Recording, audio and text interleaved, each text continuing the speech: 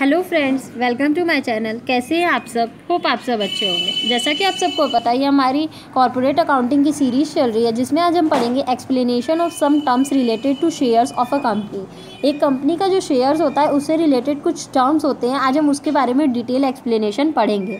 तो देखिए, पहला जो टर्म है वो है private placement of shares. Private placement of shares का मतलब क्या होता है, लॉक इन पीरियड क्या होता है और अकाउंटिंग ट्रीटमेंट क्या होता है। बेसिकली हम लोग ये तीनों चीज़ हम लोग प्राइवेट प्लेसमेंट ऑफ शेयर्स के बारे में पढ़ेंगे, और फिर जो हमारा नेक्स्ट टर्म है शेयर से रिलेटेड वो हम अपने नेक्स्ट वीडियो में पढ़ेंगे।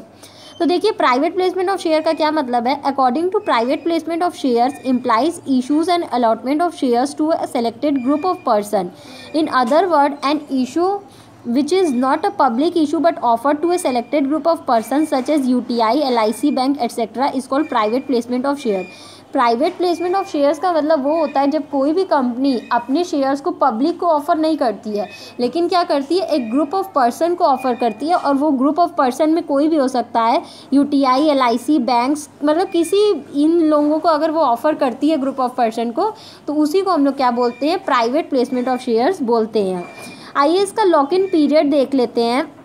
Lock in period in case of private placement of share क्या होता है। In case of private placement of share, the allottees are not allowed to sell their shares for a minimum period of 3 years from the date of allotment. This period is known as lock in period.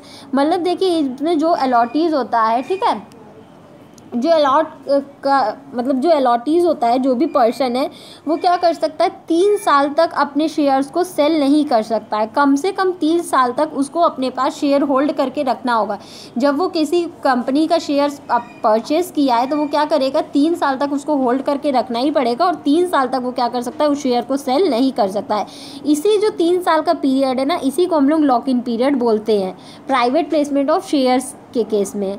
आइए देखते हैं इसका accounting treatment कैसे होता है। Accounting treatment relating to private placement is similar to the public subscription in case of application and allotment of shares. जैसे कि public subscription, जब आप पब्लिक को, कोई भी कंपनी पब्लिक को ऑफर करती है, उस केस में जो भी एप्लीकेशन और अलॉटमेंट ऑफ शेयर्स होता है, वैसे ही सेम प्राइवेट प्लेसमेंट के भी केस में अकाउंटिंग ट्रीटमेंट होता है।